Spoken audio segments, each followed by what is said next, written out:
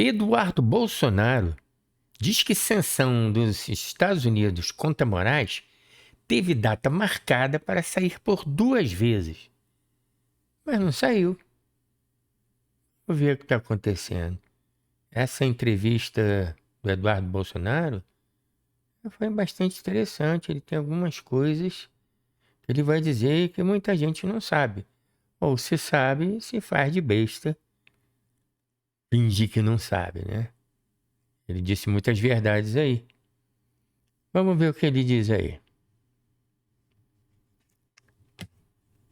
Um momentinho aqui. Um stop aqui. Opa. Aí. Por abrir sua agenda e falar conosco do SBT nessa que é a primeira entrevista concedida a uma rede de TV aberta do Brasil aqui nos Estados Unidos. Obrigada. Eu que agradeço a oportunidade, sempre bom falar com uma imprensa respeitável como a SBT. Obrigada. É a segunda vez que nós nos encontramos às margens da CPAC, que é a convenção conservadora aqui dos Estados Unidos, e aconteceu nesse fim de semana aqui na Flórida, a CPAC Latina. O senhor discursou no primeiro dia e é a primeira vez que essa CPAC Latina acontece, né? Que é a junção de lideranças políticas e também do universo financeiro de Wall Street. Como esses dois universos, político e financeiro, sob a perspectiva latina, se conectam aqui nos Estados Unidos? O evento foi organizado pelo Tony Delgado, que é o líder do Latino Wall Street, é uma escola de educação financeira. E ele percebeu que existe muita relação entre a política, as decisões políticas, o Ministério da Economia, a presidência e Congresso, que isso sempre está impactando no mercado, no posicionamento, nas compras de ações, etc. Então ele teve a ideia de fazer essa união. Como ele é latino, ele fez então essa versão latina do CPAC. E os Estados Unidos, por ser uma terra, né, onde é o farol da democracia, acaba recebendo muito latinos aqui que vêm descontentes com o seu país. Seja por questão de segurança, seja por falta de oportunidade de trabalho, né, ou até revoltados com a corrupção, e vem para cá para construir, né, um país, uma terra onde ele possa ter uma dignidade e um conforto melhor para a sua família. Então, os latinos aqui estão muito concentrados, principalmente na Flórida, cubanos, pessoas de El Salvador, Nicarágua, Brasil, Colômbia. Então, acabou sendo o local perfeito para essa audiência. Nesse seu discurso na CPAC Latina, aqui na Flórida, no primeiro dia do evento, o senhor falou da guerra do judiciário no Brasil, que, segundo suas palavras, o judiciário no Brasil tem mirado lideranças conservadoras de uma forma não correta. Sob a sua perspectiva, o que não está correto nas decisões do judiciário brasileiro, o que o senhor expressou no palco aqui? Bom, ele disse, né, que são os imigrantes que estão lá, mas ele não mencionou os muitos imigrantes que não deveriam estar lá, né? Então é claro que esses imigrantes que estão lá e que fazem a coisa certa, eles têm todo o direito de se reunirem, darem sua opinião, eles estão legais, entraram legalmente, são imigrantes que fazem parte de uma sociedade que contribui para o país, né? Paga seus impostos, não cometem crimes, e é uma parte atuante, aliás. Estados Unidos sempre foi, cresceu por causa dos imigrantes. Eu já tinha dito isso em outro vídeo, e o Brasil também, né? Então, vamos ver o que ele diz aqui em relação ao judiciário. Na verdade, o meu direcionamento sempre tem o foco do Alexandre de Moraes, né? Não necessariamente todo o judiciário brasileiro, porque se a gente for generalizar, a classe política é a primeira a realmente a merecer críticas, né? Mas o Alexandre de Moraes ele tem destoado e tem cometido flagrantes ilegalidades e inconstitucionalidades. Né? Por exemplo, você vai correr politicamente para condenar o Jair Bolsonaro porque ano que vem, ano de eleição, e ele não quer fazê-lo ano que vem, isso é uma afronta, né, a qualquer tipo de procedimento padrão de devido processo legal. Sim, mas não é só Alexandre de Moraes. A maioria ali tem cometido erros, né? E tem se posicionado de uma forma que não é conveniente nem interessa ao Brasil. interessa seus próprios umbigos. Vamos ver o que ele fala aí. Quando você processa pessoas comuns que não têm foro privilegiado na Suprema Corte, isso também é uma outra violação. Então existe uma série de violações. Quando você pega o juiz que se diz vítima, né, onde o juiz que faz a inquisição de pessoas que fazem delação premiada, como o caso de Cid, algo expressamente proibido em legislação federal. Tudo isso daí contribui para esse tipo de crítica. Na defesa dele, ele fala que são ataques, mas na verdade, né, são apenas críticas. E finalizo, né, lembrando as matérias do jornalista Glenn Greenwald, onde ele conseguiu o WhatsApp do entorno de Moraes e juízes conversaram dizendo que o Moraes quer me pegar, quer pegar o Eduardo Bolsonaro. Essa é a pessoa que está abrindo investigações até hoje contra mim, devido à minha atividade aqui nos Estados Unidos, que eles próprios disseram há 2 meses atrás que era uma atividade legal. Citando, então, esse novo processo que o senhor mesmo citou agora, né, que foi aberto recentemente, acolhendo o pedido da PGR, a Procuradoria-Geral da República, a acusação afirma que com esses discursos aqui no exterior, aqui nos Estados Unidos, o senhor estaria, é o que diz a acusação, interferindo no processo, no andamento de um outro processo que investiga o que aconteceu no dia 8 de janeiro de 2023. Como o senhor rebate essa afirmação? Eles tentam me descredibilizar primeiro, dizendo que a minha ação aqui é uma ação totalmente pessoal para salvar o meu pai, Jair Bolsonaro. Mentira. O Jair Bolsonaro nunca esteve na mesa das conversas que a gente tem aqui, seja na Casa Branca, seja no Congresso. É óbvio que a gente deseja uma anistia, porque isso daí significa o fim da perseguição política no Brasil. Eu já sou contra isso, entendeu? Não tem que defender nada de anistia. Anistia é para quem cometeu um crime, fez algo errado, e é como se fosse um perdão. Como você vai pedir perdão para o seu algoz de alguma coisa que você não fez? Você não cometeu crime, não tem que ter anistia nenhuma. Entendeu? Você tem que pedir a prisão deles. Entendeu? Tem impeachment. É prisão direto. Eu acho isso totalmente contra. A anistia, que é mané anistia? Onde é que está o crime? Onde é que foi cometer o crime? Me mostra aí com o artigo, com as ações. Então você já está se enfraquecendo, você pedindo perdão para o seu algoz. Se você não cometeu crime nenhum. É essa parte que eu acho que a direita vacila muito. Entendeu? Eles são muito molengo nessa aí. Essa é a minha opinião, né? Vamos ver o que eles dizem aí. Em diversos parlamentares que têm inquérito dentro do STF, parlamentares que são cotados, inclusive, para ganhar eleições, lideram disputas para a eleição de senador ano que vem, por exemplo, o Felipe Barros, no Paraná. Então, essa é que é a minha crítica. E não existe um ataque à soberania brasileira. As sanções são instrumentos legais à disposição dos Estados Unidos e que são aplicadas tradicionalmente a países considerados ditaduras. Venezuela, Irã, Cuba, Nicarágua. É que o Brasil cada vez mais está indo por este caminho ditatorial, onde é criminalizado fazer oposição. Não dá para encarar isso daí como uma democracia normal. Como o que aconteceu no dia 8 de janeiro de 2023 deveria ser investigado? Sim. Olha, como todas as manifestações da esquerda antigamente foram investigadas. Eu já vi policial legislativo tomar flechada na perna. Essas pessoas não foram sequer detidas.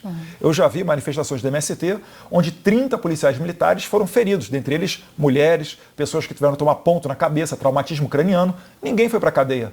O 8 de janeiro, em que pese lamentável, triste, pode-se dizer até repugnante, foi um quebra-quebra de portas, mesas, não saiu ninguém ferido, não teve um tiro, não teve uma arma apreendida e ainda assim essas pessoas são acusadas de abolição violenta do Estado Democrático de Direito, formação de quadrilha armada, porque eles dizem que haviam militares ali da reserva que têm arma, mas as armas ficam em casa, ninguém puxou um fuzil, não teve apoio da polícia, não teve apoio do exército. Se você for num país que realmente vive uma ditadura e falar para eles, começar a descrever o 8 de janeiro e dizer para eles que isso foi uma tentativa de golpe, eles vão dar risada na nossa cara. Porque isso daí todo mundo sabe que, no máximo, é um crime impossível. O que no direito brasileiro penal não dá sequer cadeia. Mas é claro que isso tudo é uma narrativa, todo mundo sabe disso, né? Então, essas discrepâncias que existem, né? Você condena uma pessoa a 17 anos de prisão porque você colocou, porque essa pessoa pintou uma estátua de batom, né? Então, esse tipo de coisa está na cara. É óbvio que isso tudo é uma narrativa. Como ele disse mesmo, né? O Eduardo disse que quando tem manifestação da esquerda, como teve no passado, pau quebrou também, incendiaram tudo. Teve pancadaria para tudo, gente machucada, ele até falou aí flechada, né? E ficou por isso mesmo, não teve inquérito, não teve. Por que que não acusam eles também? De atentado à democracia, ao Estado democrático de direito. Eles adoram essas palavras, né? Então, o que mais detesto na esquerda é essa coisa dessa hipocrisia, essa narrativa falsa, né? Fala de um lado e do outro lado é bandido, mas do outro lado é mocinho. Para eles não pega nada, né? Mas pro pessoal de direita, aí já viu, nossa, terrorista. Cadê as armas? Essa hipocrisia que eu não suporto. Coincidentemente, a gravação dessa nossa entrevista no domingo 29 de junho, acontece no Brasil uma manifestação na Paulista, em São Paulo. O ex-presidente Jair Bolsonaro está lá. Algumas pessoas preocupadas com o estado de saúde dele. O senhor conversou com o seu pai antes dessa manifestação? Bom, já houve a manifestação, todo mundo viu, deu bastante gente, mas uma coisa é certa. O pessoal, mesmo da direita, já está de saco cheio de manifestação na rua. Você convoca as pessoas, entendeu? As pessoas vão para a manifestação. É sempre aquela mesmo lero-lero de sempre. Sempre as mesmas conversas. Apesar de ser verdadeiras e positivas, não muda o disco. As pessoas estão ficando cansadas. E realmente tá caindo o número de pessoas, né, que estão indo numa manifestação. Isso é uma realidade. É claro que é sempre mais do que a- as manifestações do ladrão. Mas está diminuindo cada vez mais. Eu não acho que também seja por aí, não. Essa coisa de manifestação, ó, já deu. Tem que mudar o disco e apresentar outras soluções, outras ações mais, entendeu? Que sejam mais agressivas, que consigam realmente fazer mudanças.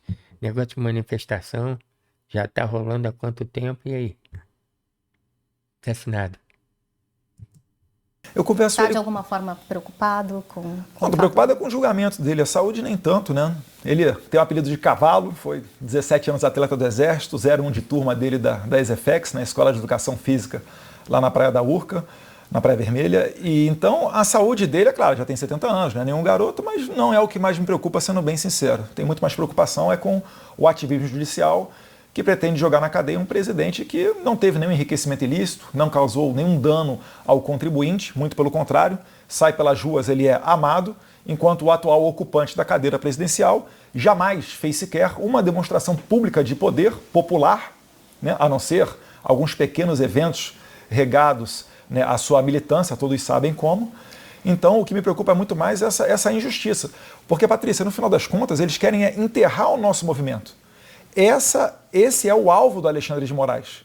Porque se Bolsonaro cair, vai cair toda a direita. Haverá uma disputa por uma nova liderança. Não haverá um apoio recíproco de lado a lado, sem uma liderança, para os nossos candidatos ao Senado no ano que vem. Essa filosofia de dividir para conquistar. Então, ele dividindo a direita, que já está bastante fragmentada e bastante dividida. A direita não é unida. Eu acho a esquerda muito mais unida e muito mais militante do que a esquerda. Então, nesse ponto, eles estão fazendo uma estratégia inteligente e que está dando resultado, porque até agora estão lá no poder e a direita não conseguiu tirá-los. Então, ao meu ver, isso é uma opinião pessoal, a direita tem um poder tremendo, está com as cartas na mão, Bolsonaro está com as cartas na mão, mas não sabe usar. Porque eu não considero um grande líder. Eu considero uma pessoa realmente fantástica em muitos aspectos. E realmente um patriota. Mas, na minha opinião, não é um grande líder. E faz uma pessoa popular, isso não quer dizer que ele tenha liderança, né? Liderança é quando você orienta, Quando você você é o pastor daquele rebanho. Eu não vejo isso no Bolsonaro. Eu não vejo. Agora, as ideias dele, é lógico que são boas para ele. Ele tem tantas coisas boas que ele faz, né? E projetos que ele pensa são fantásticos, realmente. Mas eu não vejo ele como um grande líder. Essa é a opinião minha. Então, essa é a grande tacada do Alexandre de Moraes. E isso daí vai abrir espaço para uma terceira via. Uma pessoa que faça, de repente, uma direita permitida, uma pessoa que venha a negociar tudo com o STF, enfim. A existência dos três poderes, trazendo um comparativo aqui para os Estados Unidos, a Suprema Corte dos Estados Unidos definiu na última sexta-feira que instâncias inferiores não devem interferir em ordens executivas. E a juíza, na descrição do voto aqui da Suprema Corte, afirmou que, se assim fosse, o Judiciário estaria definindo normas para o Executivo. Isso para contextualizar um exemplo aqui dos Estados Unidos que envolve Judiciário e Executivo. Essa discussão dos três poderes, o senhor vê alguma relação dessa discussão aqui e também no nosso país? É exatamente a mesma discussão. As estratégias para se barrar governos que não são de esquerda são exatamente as mesmas. Mas por que a divisão de esquerda e direita? Porque a esquerda ela é muito bem organizada no mundo inteiro. Você vê só, o Biden não teve esses problemas com juízes. Você não viu um juiz de primeira instância dando uma ordem e uma grande discussão nos Estados Unidos se essa ordem deveria ou não ser seguida. E olha que o Biden passou aqui durante um bom tempo também uma pandemia, tiveram diversas obrigações que hoje se mostram ineficazes, uso de máscara, etc., obrigação de vacinar-se. Isso daí não era um problema com o Biden. Mas é um problema com Trump, é um problema com Bolsonaro. Nayib Bukele, na sua primeira chamada, foi numa entrevista, ele publicizou a primeira chamada telefônica com o Javier Milei, recém-presidente eleito da Argentina. E ele disse que o maior desafio do Milei vai ter que ser vencer essas pessoas que querem bloqueá-lo. O Bukele só se transformou no Bukele e conseguiu dar um jeito na segurança pública de El Salvador no meio do mandato presidencial dele, quando ocorreram as eleições para o Congresso. O Congresso foi renovado com uma maioria esmagadora a favor do Bukele. E qual foi a primeira coisa que ele teve que fazer? O impeachment dos 5 ministros da Sala de Justiça, o equivalente ao nosso STF no Brasil, e o Procurador-Geral da República. E só depois disso o Bukele conseguiu fazer as reformas legislativas que transformaram El Salvador, do país mais violento do mundo, para um país mais seguro do que o Canadá hoje em dia. Pois é. Então, de repente, isso daí, a saída tem que sair. Agora, ao meu ver, não tem nada que tem impeachment, não, porque, para mim, eles cometeram crimes. Eles têm que ser realmente encarcerados.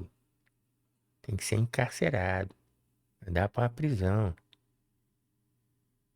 Negócio de impeachment? Não. É crime. É crime. Tem que ter cadeia. Essa é a minha opinião. É aí que anda esse problema. E a esquerda nunca reclama. Por quê? Porque a esquerda ela se beneficia de tudo isso. Ela se beneficia desse jogo de ativismo judicial, né, no tapetão, porque eles se protegem, porque esse é o mecanismo que fez eles chegarem ao poder. É o mecanismo que tirou Lula da cadeia e em 2 anos transformou ele em presidente da República. É o mecanismo que fui obrigado a deletar posts durante a campanha de 2022, relacionando Lula a Nicolás Maduro. É o mecanismo que proibiu de eu fazer uma campanha mostrando a verdade sobre o Lula. Já que o senhor citou posts, né, a questão do que é escrito nas redes sociais, como Estados Unidos e Brasil lidam com essa questão do conteúdo nas redes sociais. Há aqui nos Estados Unidos vários projetos de lei que estão parados no Congresso numa tentativa de se estabelecer regras para o conteúdo das redes sociais. Não é preciso ter, deputado, regras para o que é postado em redes sociais? Não é preciso definir isso um universo tão novo? Não é necessário? Não, porque a gente já tem... do país. É que nós já temos mecanismos para fazer isso. Qual é a diferença de eu, numa praça pública, cometer um crime contra a honra, cometer um crime contra a honra escrevendo uma carta ou numa postagem? Pouco importa o meio que você utilize. Quem se sente ofendido já tem como ir à justiça e acessar isso daí. Eu não vejo motivo para fazer uma nova regulamentação, porque, na verdade, por trás dessa nova regulamentação está a censura. Veja só, o STF acabou de atropelar o Congresso mais uma vez, porque o Congresso já rechaçou votar essa matéria, e isto é uma decisão. Então o Congresso foi desrespeitado, não existe harmonia entre os poderes, porque nós barramos a análise do projeto 2630, que regulamentaria as redes sociais, e o STF regulamentou. Dentre os vários itens em que haverá onde será obrigado a rede social a deletar o post, mesmo sem autorização judicial, porque caso contrário será multada a rede social, dentre os vários pontos, você tem ali a violência com relação à sexualidade e violência de gênero. Ora, se eu enxergo um homem vestido de mulher, eu não posso chamar de homem. Se eu chamar de mulher e aquilo ela se sentir ofendida, você não vai poder falar nada.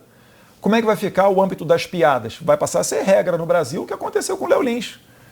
Ou você acha que o humorista vai ficar confortável de fazer uma piada dessa e vai entrar o movimento LGBT alguma coisa lá e vai processar a pessoa, vai ser multada, vai ter que deletar o post?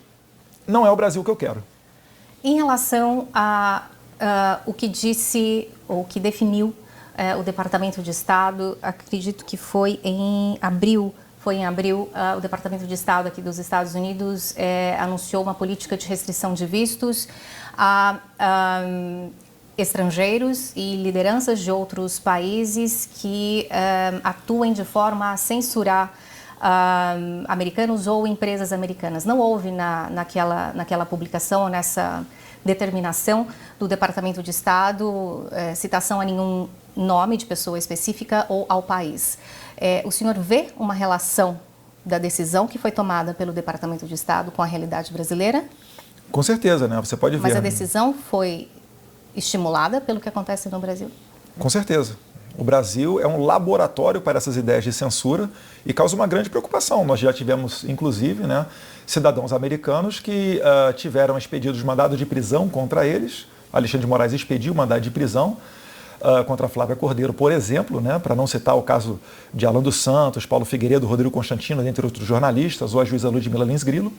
Mas nesse caso, por exemplo, uma cidadã americana fez um tweet aqui dos Estados Unidos, o Alexandre de Moraes não gostou, expediu o mandado de prisão contra ela. Os Estados Unidos têm que sancionar o Alexandre de Moraes para se proteger, para evitar que esse vírus venha para cá. Pergunta a você, no Brasil, se uma pessoa acessar a Truth Social, ela não vê os vídeos. Porque os servidores da Truth Social utilizam servidores da Rumble, e a Rumble não pode estar no Brasil, está bloqueada. Se você estiver aí vendo o perfil, por exemplo, de um blog argentino, né, uma mídia argentina, que eu dei entrevista aqui no SPEC Latino, está fazendo a cobertura do evento lá, Direita Diário, no Brasil você não consegue ver, você precisa de um VPN. E graças a Deus que o Moraes não fez, igual ele fez no tempo do X, para finalizar, quando ele expulsou o X, onde ele falou que quem utilizasse VPN para ver as postagens do X incorreria em multa. Olha que absurdo, nem poder usar VPN você vai poder. Então, não dá para dizer que isso daí é uma democracia. O senhor mesmo fala aqui na entrevista e no palco da CIPAC Latina, falou, né, sobre o que o senhor entende, a necessidade de sancionar o juiz brasileiro. A preocupação e a acusação que vem do Brasil é justamente ao fazer essas afirmações e esses contatos aqui, o senhor estaria atuando de forma a impedir um processo que está em julgamento no Brasil, agir contra os interesses do Brasil. O senhor não vê... Isso é narrativa, todo mundo sabe. A própria Janja lá falou que gostaria, né, que usasse o Flávio Dino também, usasse o sistema de repressão e de censura ao modelo chinês. Não foi? Todo mundo viu, acho que vocês viram também. Então isso daí já tá na cara, né? Tá na cara que isso é censura e querem estabelecer isso no Brasil. Agora, se os brasileiros deixarem, aí é outra coisa. Vamos ver dessa forma. Não, eu nunca pedi liberdade ao Jair Bolsonaro. O que eu faço, na verdade, é algo muito mais suave do que a esquerda sempre fez. A esquerda foi para a AIA, Tribunal Penal Internacional, pedir a prisão de Jair Bolsonaro, chamando ele de genocida. Por que a atividade da esquerda é legal e a minha aqui nos Estados Unidos é ilegal? Inclusive, isso aí demonstra que o poder, né, das instituições americanas é muito maior do que qualquer organismo multilateral. O senhor acredita que o fato do Elon Musk, já que a gente citou aqui redes sociais, ele que é o dono do X, o antigo Twitter, o fato dele não estar mais oficialmente no governo de Donald Trump, isso afeta ou muda o andamento dos processos das Big Techs ou das empresas não só ligadas a ele, que têm relação com o Brasil? Não, porque isso tudo está acontecendo não fruto de uma ação específica do Elon Musk. Né? Inclusive, o Elon Musk está sob investigação no Brasil, acredite se quiser. O Elon Musk está no inquérito das fake news no Brasil. E o Alexandre de Moraes já deu um recado, foi noticiado pela imprensa, de que ele sabe que ele vai ficar no STF até 2043. E o governo Donald Trump dura 4 anos. É dizer, ele está esperando a oportunidade para ultrapassar o governo Trump, quem sabe com uma nova administração de esquerda do Partido Democrata, ele fazer uma associação e utilizar os seus inquéritos brasileiros para perseguir Trump, né, Jason Miller, Elon Musk e várias outras autoridades do governo norte-americano. Eu espero que as instituições norte-americanas estejam cientes disso, porque certamente isso vai ocorrer. Está ocorrendo com a gente aqui. Se nada for feito, vai ocorrer com eles no futuro também, se esse cenário se configurar. O senhor chegou a encontrar o Elon Musk em algum momento, enquanto ele estava no governo? Eu prefiro, Patrícia, qualquer coisa que eu fale pode envolver outras pessoas. Eu agradeço a pergunta, né? Não estou me esquivando dela, mas eu estou falando que por razões óbvias, por a gente não viver uma democracia saudável, nós não podemos nos permitir publicizar determinados contatos que nós tenhamos ou não tenhamos. Dou como exemplo o deputado Gustavo Gaia, que não coincidentemente, depois de dizer que estava falando com Elon Musk pelo telefone celular, 1 ou 2 semanas depois a Polícia Federal deu uma batida na casa do deputado e apreendeu o seu celular. O senhor está aqui nos Estados Unidos licenciado, uma licença não remunerada? Sim. Com recursos pessoais? Sim. Ou de família? Como o senhor lida com notícias e críticas que vêm por conta do senhor estar aqui licenciado com recursos pessoais e não no papel de deputado? Na verdade, você faz política muito mais fora da atividade cartorária de Brasília. Né? Eu sou a prova viva de que o título de deputado, ele, obviamente, é interessante, pode te dar uma moral, mas as relações pessoais que a gente faz, e a gente só faz elas, né, in loco, elas são mais importantes, por vezes, do que os meros, com todo respeito, porque eu já fiz várias vezes, né, projetos de lei que tem uma dificuldade muito grande de ser aprovado e etc. Então, quando eu vim para cá, dei uma satisfação ao meu eleitorado, porque sou funcionário público, sou escravo da vontade daqueles que eu represento, mas eu tive um apoio muito grande deles e eles conseguiram perceber que a atividade que eu estou prestando aqui, ela é muito mais essencial do que a atividade que eu estava prestando lá na Câmara dos Deputados do Brasil. Então, inclusive, recebo pessoas oferecendo doações de Pix, eu recuso, né, porque eu consigo me sustentar aqui com o que eu tenho hoje em dia, agradeço, e a prova de que eles continuam me apoiando é que eu não paro de aumentar seguidores nas redes sociais. Acabei de romper a barreira de 6,3 milhões de seguidores no Instagram, por exemplo. Esse licenciamento da Câmara tem um prazo? Até final de julho eu tenho que retornar ao trabalho. O que vai... Então, eu também acho que ele fez a coisa certa.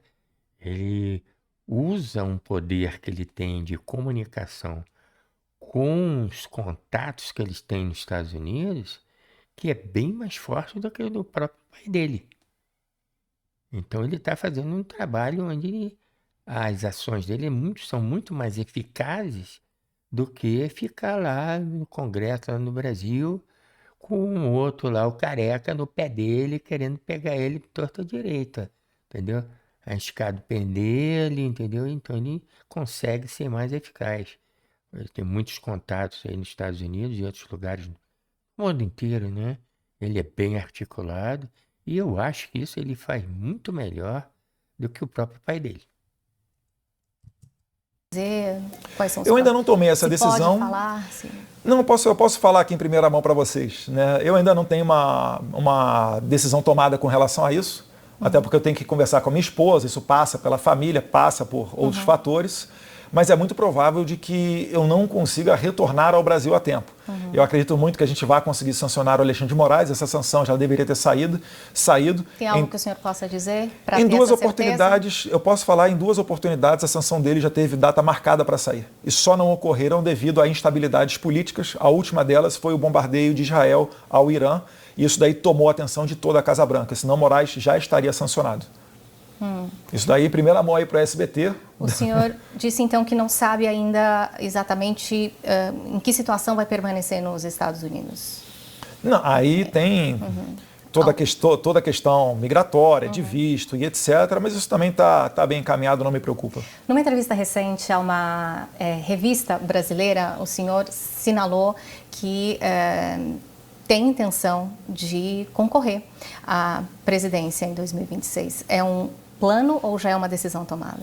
Eu nunca fiz campanha, eu nunca falei abertamente sobre isso, mas fiquei muito feliz quando saiu meu nome lá no Paraná Pesquisas, empatado com o Lula na margem de erro, e também agora, mais recentemente, na pesquisa da Futura, botando 4 ou 5 pontos à frente do Lula no eventual segundo turno.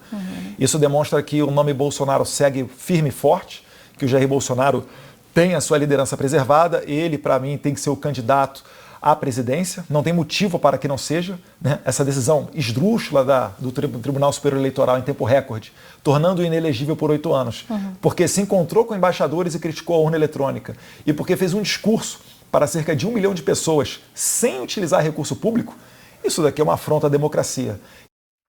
Olha, pessoal, sinceramente, isso é a minha opinião, sempre digo. Eu acho que realmente ele seria um candidato ideal, né? Ele é muito mais articulado, tem muito mais contatos, ele consegue ser uma pessoa assim muito eficaz em tudo que ele faz, entendeu? Então, eu acho que Bolsonaro já está, o pai, né, já está desgastado. Está bastante desgastado, já está com muitos problemas de saúde. E Eduardo é jovem, é inteligente, é culto, fala inglês fluente. Já falaram até mal do inglês dele, mas ele fala inglês fluente direitinho. E o pai dele nem inglês fala, né? Jair nem inglês fala. Mas internacionalmente, em termos de realmente tocar o país daqui para frente, um futuro bem melhor do que essa porcaria que a gente está vendo agora no momento, eu acho que ele seria um excelente candidato. Essa é da minha opinião, né? Agora é opinião. Eu acho que ele está mais preparado.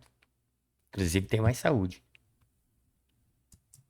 Tirar no tapetão aquele opositor que vai ganhar do Lula. Mas não havendo essa possibilidade, o senhor é o nome. Eu coloco meu nome à disposição, se o presidente Jair Bolsonaro entender pertinente. O senhor já teve essa conversa? Ele não bate o martelo. Eu acho que ele está muito certo, o presidente Bolsonaro. Enquanto tiver a possibilidade dele reverter tudo isso e lançar-se à presidência da República, ele de fato não tem que passar o bastão para outro. Porque não faz sentido. Você imagina, ele hoje chega, apoia uma pessoa, daqui a pouco o cenário muda, ele pode concorrer, aí ele vai ter que tirar o apoio, mas já fez compromissos. Então, essa instabilidade não permite a ele fazer esse tipo de conduta. E eu tenho muita fé que ele vai conseguir sair candidato. Porque caso seja o senhor o nome, como seria essa campanha estando aqui nos Estados Unidos? É que para eu ser o nome, a gente tem que sancionar o Alexandre de Moraes, para que eu tenha o conforto de retornar ao Brasil sem sofrer nenhuma retaliação. Né? Não cabe aqui, da noite para o dia, me condenar a 12 anos de cadeia por causa da minha atividade, que 2 meses atrás ele disse que era legal. Né? Então, tudo passa por isso, mas eu acho que... Mas sancionar só o Alexandre de Moraes, você acha que é só isso que tem que fazer? E os outros? E o Flávio Dino? E o Barroso? Perdeu o Mané? Né? Rapaz, existe uma cúpula que está na entranha daquele sistema e não é só você fazer um impeachment do Alexandre de Moraes que você vai destruir toda aquela estrutura que já está armada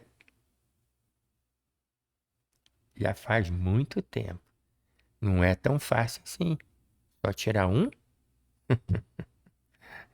Eu acho que você não foi muito explícito aí, sem tirar todo mundo.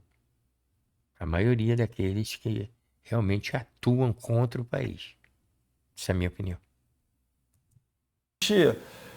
No momento correto, tudo ao tempo de Deus, a gente vai conseguir ter um cenário mais claro de como é que será essa corrida de 2026. Como o senhor vê o Brasil hoje no cenário internacional? O senhor que já está aqui há algum tempo em relação à economia e também tema imigração, que foi tratado na CPAC Latino aqui e que impacta os países da América do Sul e América Central. Sim, com certeza. Com relação ao tema migratório, né, nós somos estrangeiros, né? Cabe aos Estados Unidos fazer a regulamentação, a legislação pertinente do país. E havia uma crítica muito grande devido à maciça imigração ilegal, que inclusive estava aumentando estava aumentando os índices de criminalidade nos Estados Unidos. Então o que eu vejo é o Trump querendo consertar esse tipo de coisa. O senhor vê como uma decisão acertada? Eu vejo que é uma política interna deles. Eu não fico confortável para ficar comentando, Sim, dizendo se é certo ou se é errado, porque diz muito respeito a eles. Agora, é claro, morando aqui nos Estados Unidos, eu agradeço quando ele manda os criminosos do Trem da Arágua, ou quem sabe futuramente até do PCC, para as prisões do Nayib Bukele em El Salvador. Eu fico muito mais feliz, porque são estupradores, são criminosos. Esse tipo de pessoa, de fato, tem que ser realmente deportada, extraditada e etc. Mas retornando à sua primeira pergunta, né, do Brasil, basta você tirar o termômetro para assistir da reunião dos BRICS, né, onde são os países historicamente aliados do Lula. Nem Putin, nem Xi Jinping se disponibilizaram para ir ao Brasil. E cada vez mais que o Lula se coloca a favor de grupos terroristas, ele torna mais pequeno, né? Torna o Brasil cada vez mais um anão diplomático. é que sobre Putin também recai a condenação de um tribunal e ele pode ser Sim, mas ele, detido e não há essa o Maduro foi recebido na posse do Lula aqui no Brasil, né? Então, o desprestígio com o Lula ele acaba sendo notório quando o Putin, talvez por receio disso daí, né, não queira vir ao Brasil. Mas o Brasil não tem mais espaço em lugar nenhum no mundo. O Lula quer ser mediador tomando partido de terroristas. Ninguém vai levar isso daí a sério. Ele recebe navios do Irã de guerra sancionados pelos Estados Unidos, navios que já foram acusados de tráfico de terroristas. Meu Deus do céu, né? Que país que é esse? É um país que... Fora a questão do urânio, né? Tem aí uma teoria da conspiração. Esse que também estava levando fazer algumas transações com urânio aí, por intermédio da China, do Irã, e tem outras coisinhas por detrás aí, mas enfim. Né, o pessoal que aceitou o César Battisti ficar aqui no Brasil e diz que o pessoal do 8 de janeiro são perigosos terroristas. É o país que mandou um avião da FAB pegar a ex-primeira-dama do Peru, condenada por corrupção, e trazê-la para o Brasil, mas se nega a trazer o corpo da brasileira inocente que morreu, né, infelizmente, lá na Indonésia, trazer o corpo para cá. Mas o corpo será trazido, né? Mas não pelo avião da FAB, né? A família vai ter que pagar. Por que uma condenada por corrupção peruana tem mais direitos do que uma família de um pagador de impostos brasileiro? É a pergunta que eu faço ao Mauro Vieira, ao Celso Amorim, ao Lula. Não tem cabimento disso. Você tem que dar o exemplo. Você está na presidência da República. Com o Bolsonaro, ele ficava nas embaixadas, ele ficava no hotel de trânsito do Exército. O Lula com a gente já fica nos hotéis mais caros do mundo. Isso não tem cabimento. Imagina um cidadão lá com dificuldade para comprar um café quase a R$100, né? Vai no mercado, vê o arroz e o feijão explodindo. Aí ele olha o Lula, está no hotel 5 estrelas, está dando recorde de lei, acho que foram 16 bi ano passado, para a Lei Rouanet, para artista ficar indo sambar e receber prêmios internacional. Esse não é o país que a gente quer. Deputado, a polarização política é a realidade no nosso Brasil, aqui nos Estados Unidos. O senhor vê, a médio prazo ou a curto prazo, a possibilidade de esquerda e direita conviverem de uma forma construtiva e mais harmônica? Olha, eu vejo que o Lula ele não é líder da esquerda. Mas aí eu não me refiro a nenhuma liderança, deputado. Eu me refiro a visões políticas, né, de direita ou esquerda, não sem personalizar. É porque dentro da esquerda... Eu não estou personalizando, se é possível. Não, estou respondendo. Mas, por exemplo, tem a direita e tem a esquerda. Você disse acertadamente que existe uma polarização. Sim. Mas eu vi semana passada o Lula processando o Ciro Gomes devido a uma crítica que o Ciro Gomes fez aos banqueiros. O Ciro Gomes ele é tido como uma pessoa de esquerda. Porém, é isso que eu estou desconstruindo nesse raciocínio. Eu estou falando que existem pessoas que até que sejam identificadas com o espectro de esquerda, dá para conversar. Eu tenho certeza que se eu sentar para conversar com Ciro Gomes, com Rui Costa Pimenta do PCO, até com umas alas do PDT mais ligadas a Leonel Brizola do passado, né, o pioneiro do voto impresso, né, das críticas à informatização de uma eleição, eu tenho certeza que a gente vai conseguir chegar a um denominador comum em algumas pautas. Mas o ideal para o melhor do país não seria sentar com todos? Não, eu não tenho como sentar com o pessoal do PSOL que deu a facada na barriga do meu pai, me desculpe. Essas pessoas querem nos ver assassinadas. É o tipo de pessoa que está por aí assassinando seus opositores. É a mesma coisa dizer, vai sentar com o pessoal que, enfim, é ligado lá ao PCC, que entra numa favela sem trocar tiro, e não tem como você ter, porque aí é um princípio, é uma questão de valores. É o mínimo, é o básico que você tem para conversar com alguém. Não tem como conversar com alguém que quer me assassinar. O PSOL é isso.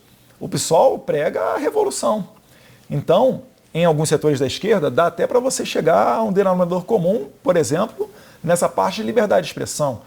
E aí fica o nosso convite para que ocorra essa união. Quem sabe até para distensionar essa polarização. Mas eu acredito, né, o que eu vejo é que essa polarização é fruto de uma mudança de estratégia dentro da esquerda radical que não permite mais o debate. Você fala que é contra cotas raciais nas universidades ou em concursos públicos, eles falam que você é racista. Eles não sentam para conversar. Você fala qualquer coisa, eles falam que você é nazista. Eles chamam até Israel, né, o Benjamin Netanyahu, de nazista. Então, não existe lógica nisso. Né? Toda hora tentando fazer uma semiótica, tentando nos rotular do que há de pior no mundo, mas a gente já passou dessa fase. As pessoas entenderam que isso daí é estratégia de militância política, tanto que elegeram Jair Messias Bolsonaro em 2018. Deputado, muito obrigada pelo tempo. Eu prometi que seria 20 minutos e acabamos nos excedendo um pouco. Não tem problema, sempre assim. Então, gente, o que vocês acham disso aí? Eu, sinceramente, continuo acreditando que a direita é fraca em termos de organização. Ela tem um poder, tem um martelo gigante de Thor na mão, mas não sabe usar. Não sabe usar. Com certeza, Eduardo Bolsonaro falou umas boas e poucas verdades aqui, né, para SBT. Mesmo sabendo que esse canal e toda a mídia, né, tradicional do Brasil trabalha o esquema lá deles, da esquerda, né? Então ele deu essa entrevista aí, pelo menos ele acha que é uma oportunidade de falar para milhares de pessoas que estão ouvindo a posição dele. Isso é importante. Agora, realmente, existe lideranças no Brasil de direita que poderiam se candidatar, como Zema, por exemplo, na minha opinião, como Nicolas, se ele tivesse idade e tivesse elegível para isso, né? E outros talvez, né? Me vem aqui no momento agora vários deputados e senadores que talvez pudessem ser uma opção. Quanto à esposa, né, do Jair Bolsonaro, a Michele, eu acho que não. Eu acho que seria uma furada. Mas o Bolsonaro, o Eduardo aí, seria uma boa opção. Bem melhor do que o governador de São Paulo. Aquele ali, não sei não. Bom administrador, mas eu tenho minhas dúvidas, né? E realmente tem outros candidatos do Novo, do Partido Novo, que poderiam talvez se candidatar, né? Como Van Hatten, né? E meia dúzia aí que poderia. Mas vamos ver o que vai acontecer. Agora, o que vocês acham? Deixe seu comentário aqui e me fale o que vocês acham de Eduardo Bolsonaro se candidatar para presidente em 2026. Eu acho que não vai rolar Bolsonaro, o pai. Então, para mim, nessa caminhada da direita, deveriam se organizar mais, entendeu? Usar todo esse poder que tem, se organizar e pôr realmente com alguém competente, culto, e tem uma visão muito mais de acordo com o que o Brasil precisa nesse momento. E, na minha opinião, Eduardo Bolsonaro é uma das melhores, não sei se é a melhor, mas uma das melhores opções para a direita em 2026. Mas dizem aí o que vocês acham, deixe um comentário, não deixe de dar um like, isso ajuda muito o nosso canal, entendeu? Se inscreve no canal, também é muito importante, e ajuda a gente a trazer mais desses conteúdos para vocês. E esperem em breve novidade o nosso blog. Vamos criar um canal com um blog de geopolítica e outros assuntos polêmicos para serem discutidos com pessoas interessantes debatendo esses assuntos ao vivo, só para você do Babilônia Desvarada. Tchau.